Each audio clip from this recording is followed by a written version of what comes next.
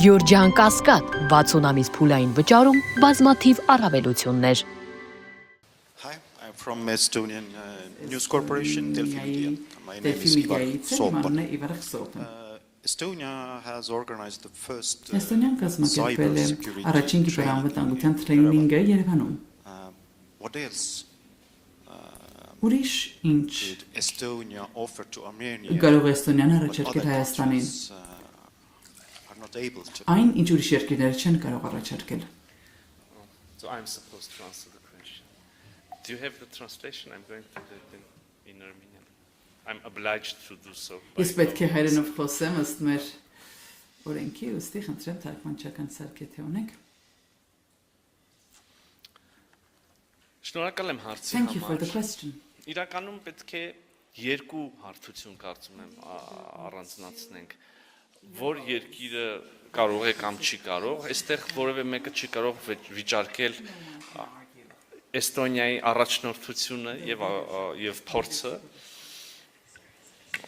ոչ միայն Եվրոպա, աշխարհի մակարդակով, հետեւաբար Էստոնիան լավագույն թերևս ընտրությունն է այս հարցում եւ հարցի երկրորդ հարթությունը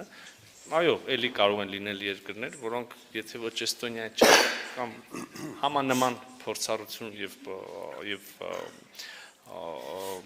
կարողություններ ունեն կուտակած եւ այստեղ արդեն երկրորդ հարթությունն է այդ երկրներից, որոնք են այդքան պատրաստական կիսվել իրենց փորձառությամբ եւ այստեղ էլի Էստոնիան ակնհայտ ընտրություն է մեզ համար մենք քիչ առաջ շահագին խոսեցինք երկու երկրների միջև ձևավորված հարաբերություններից խոսեցինք երկու ստեկ հայտնվող պատրաստակամությունից ել ավելի խորացնել եւ այն ինչ որ դուք նշեցիք ճիշտ դրա վառ եւ ամենաթարմ օրինակն է ոլորտը որ դուք նշեցիք ամենա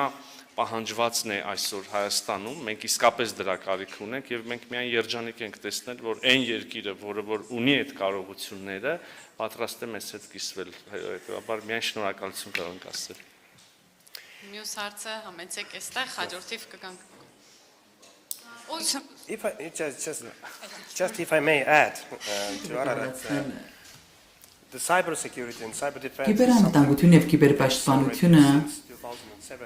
2007 թվականից ի վեր մենք բախվում ենք, երբ լայնամասշտաբ հարձակում եղավ մեր դեմ հանրապետական ոլորտի վրա։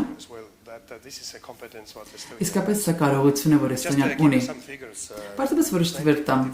2024-ին մենք ունեցանք մոտ 7000 կիբերհարձակումներ տարեկան կտրվածքով եւ լուրջ հարձակումներ պետական ոլորտի եւ մասնավոր ոլորտի դեմ ուղղված։ Անցյալ տարի ունեցանք 12000 հարձակման դեպքեր։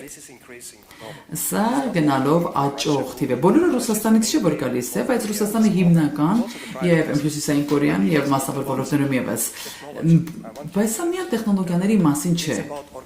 Սա կազմակերպվածության առաջնորդության մասին է, ինչպես կրթելու մասին է հասարակությունը, ինչպես մասնավոր ոլորտի հետ աշխատել։ Բանկային ոլորտը միայն խնդիրը բանկային ոլորտում չէ։ Ոսի այս փորձառությունը այնինչ մենք ունենք, պատրաստ ենք կիսվելու Հայաստանի հետ եւ արդեն իսկ դա անում ենք։ Շատ բաներ կա, որ կարող ենք ձեզանից սովորել։ Դուք ունեք ընտրություններ առաջիկայում։ Սա անչափ կարևոր է, որ այս ընտրությունները լինեն ժողովրդավար, թափանցիկ։ Մենք տեսնում ենք, որ շատ մեծ ուժեր կան Հայաստանի շուրջ, Ռուսաստան եւ ուրիշներ, որոնք այնքան էլ ուրախ չեն ժողովրդի ազատ կամքի ընտրության հնարավորությամբ։ Սա է այն ուղին։ Սա է այն հիմքը որի արգասիքը լինելու է թափանցիկություն,